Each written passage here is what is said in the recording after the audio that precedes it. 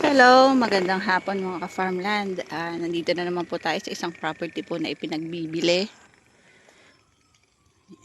Yan po ay gated at libot po ng bakod. So, ito po yung boundaryhan.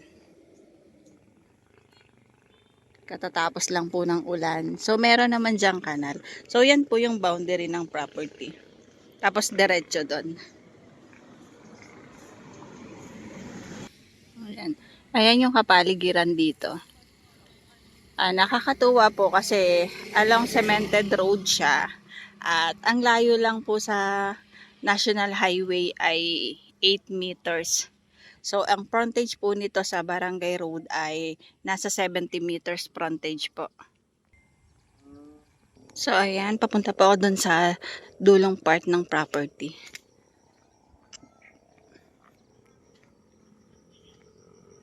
Ayan po ang linya ng kuryente. Wala din pong problema sa tubig. Tsaka po ang safety dito, tahimik po dito. So, ito yung boundary. Ito yung kanilang pinakamuhon. Ayan. Papunta doon. So, estimated po, nasa 70 meters po yung frontage.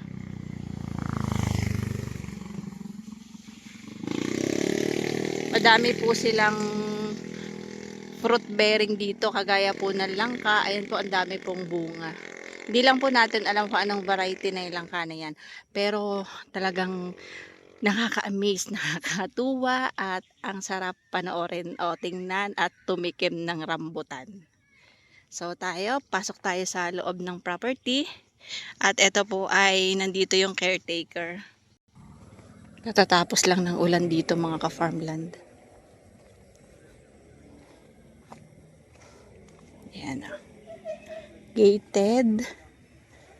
At pasok tayo sa service gate. Tcharan!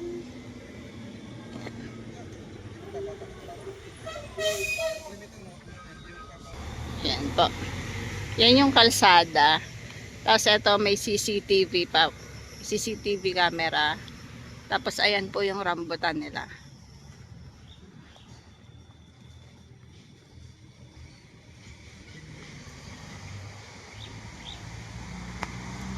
O, diba? Libre kuha na po. Ayan o. Ayan po yung variety nila. RR po.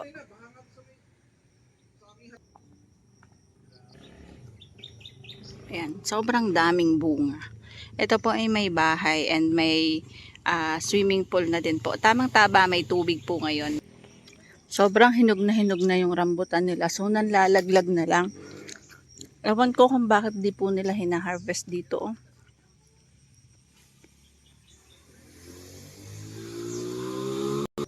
Tapos mga ka-farmland, ito po yung boundaryhan. Ayan po yung boundary ng property. May bakod siya. Libot po ng bakod.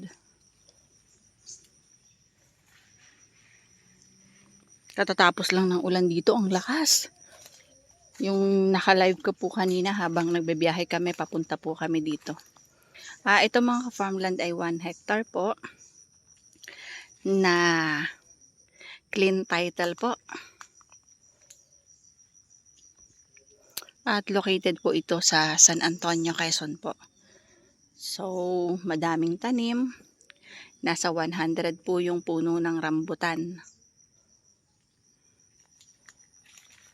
And then, meron din po itong iba't ibang klase ng prutas, kagaya po ng dalandan.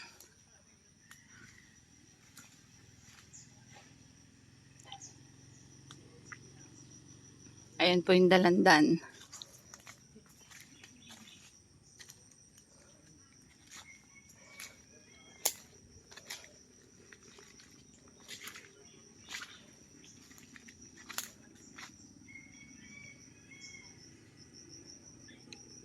Ito po ay 8 kilometers po. 8 minutes. Not 8 kilometers mga farmland. Sorry. 8 minutes po from National Highway.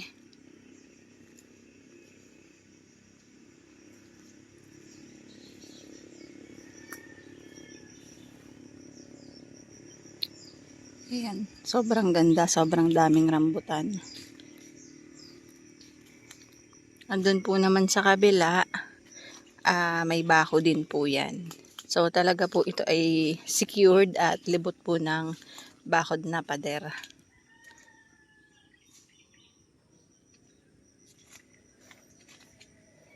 So dun po sa mga naghahanap ng farm lot, hindi po ito gaanoon kamahal. And meron na din pong bahay, may bakod along Barangay Cemented Road. Hindi siya ganun kalayo sa highway.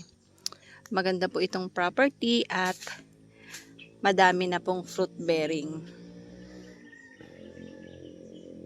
So may income kahit yearly po.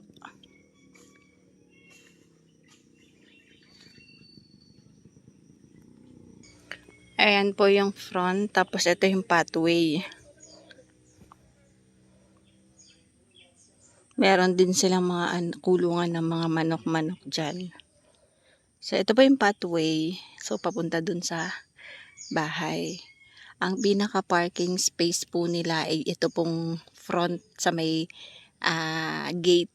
Kasi base nga po kung makikita nyo yung itsura po dito, talagang punong-puno.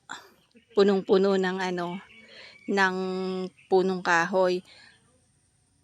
Napakalilim, napakalamig sa ilalim ng punong kahoy. So nakakatuwa, para kang nasa paraiso na panay punong kahoy lang yung makikita mo.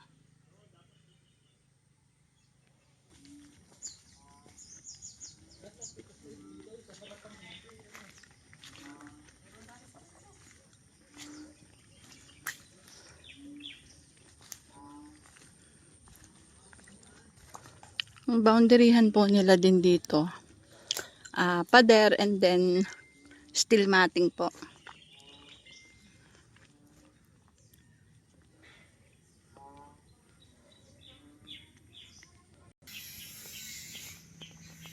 So, tayo po ay pupunta na doon sa may area po kung saan nandun yung bahay tsaka po yung swimming pool.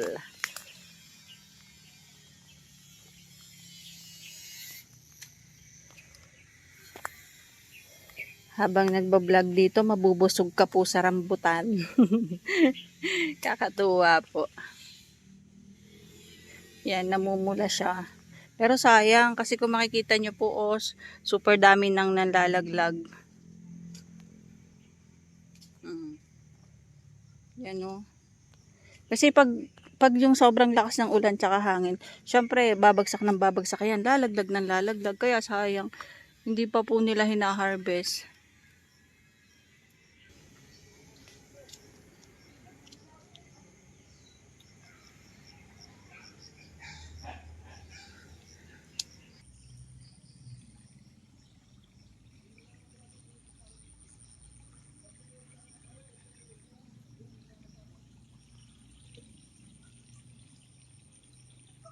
Ayan po, halos hindi na po mainitan dito sa farm, kasi gawa po nitong mga puno ng kahoy, o naka-cover na po siya dito.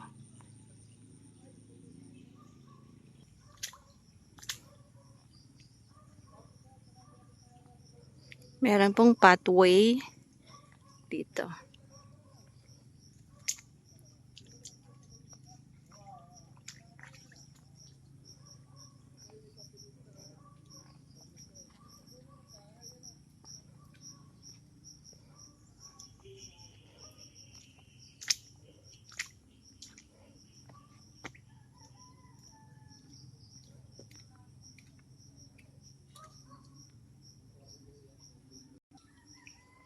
Katapos lang po ng malakas na ulan talaga.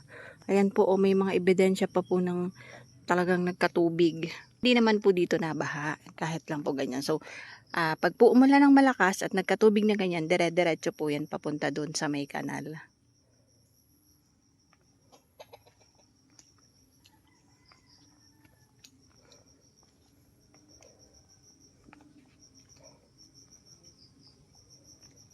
Samot-samot po ang tanim dito.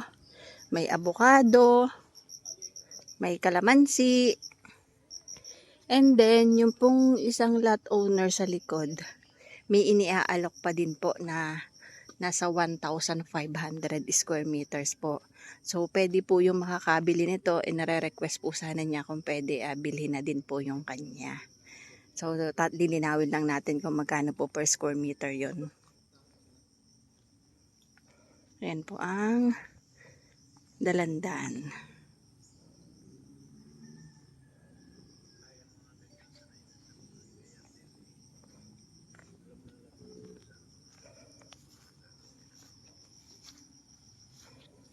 Yan, meron po sila dito ang samot-samot na tanim. May gulay, may fruit bearing, may sarili pong tubig, may deep well. Apo. Tapos ito may mangga. Ito yung malaking mangga. Ang ganda din oh. May wifi na din po. May signal po ang smart. Yan oh. Oh, yan. Sayang ang...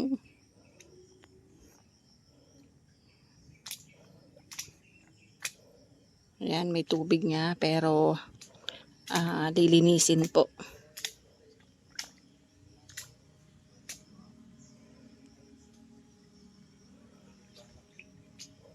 Lilinisin lang yan.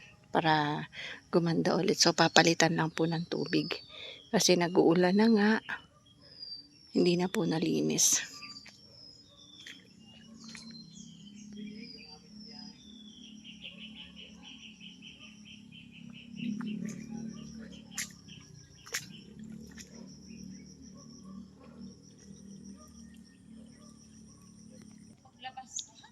Ayan o. Ito po yung mga dalandan.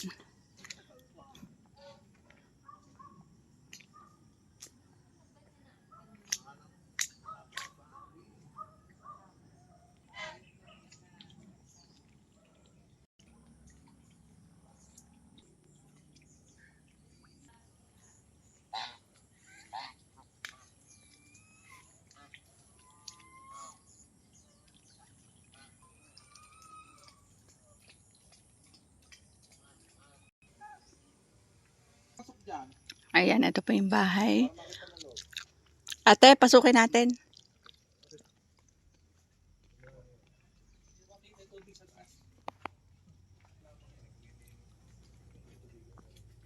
Oh, ulan na naman. Nandiyan na naman. Ayan.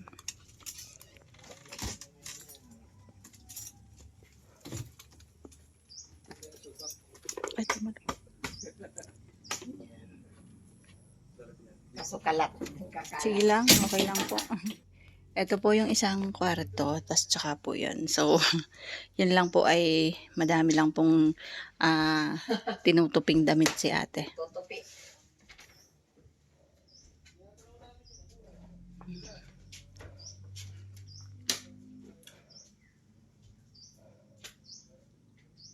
Ito po ang kusina. Oo. Nakataas siya. Oh, may video okay. Mahilig po bang mangantang may-ari? Opo. May video okay Pati sila eh. yung nagbabantay.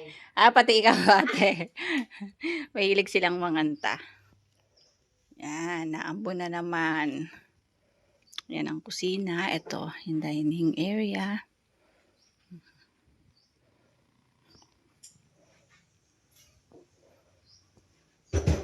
Sir!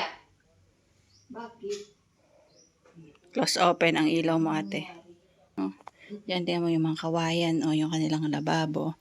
Ang kanilang cabinet, yung pinto is kawayan. Gusto lang kasi nila yan.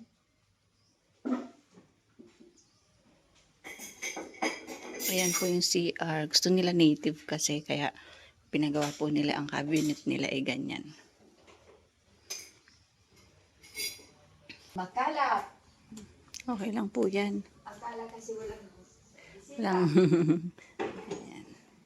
Ito yung dining area. Ito po yung kitchen. Tapos yung lababo and CR.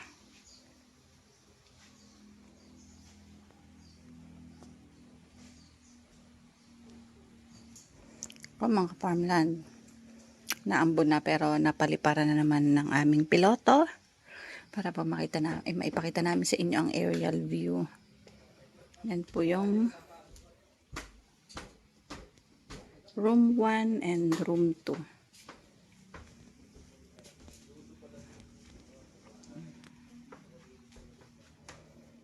Ito po ay located po dito sa barangay po ng Briones, San Antonio, Quezon po.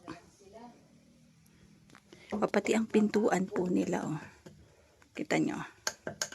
Ano siya? Kawayan. Yan.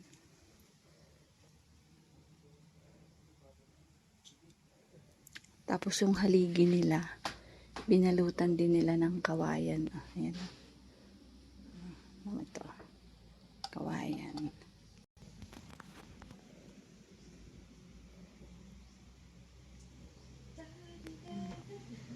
Nilutan nila kawayan. Gusto nila yung native. Ito yung terrace. Apo. Tsaka yun po yung swimming pool area. So, linis lang po. Konting linis lang po dyan.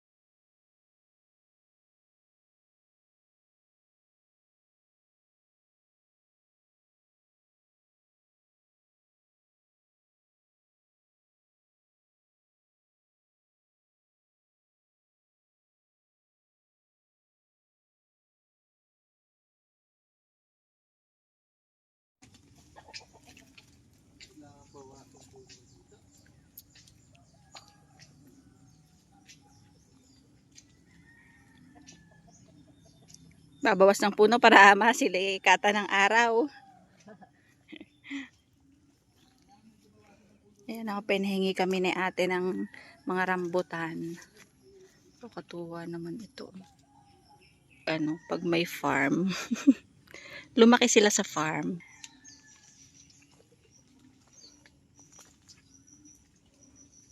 Ayan, mga farmland. Ayan, lalaglag na ng kusa. Kami po ay uuwi na. Ulit ka mga farmland. Ito po ay 1 hectare. Meron pong kubo. Yung pinakabahay nila may swimming pool.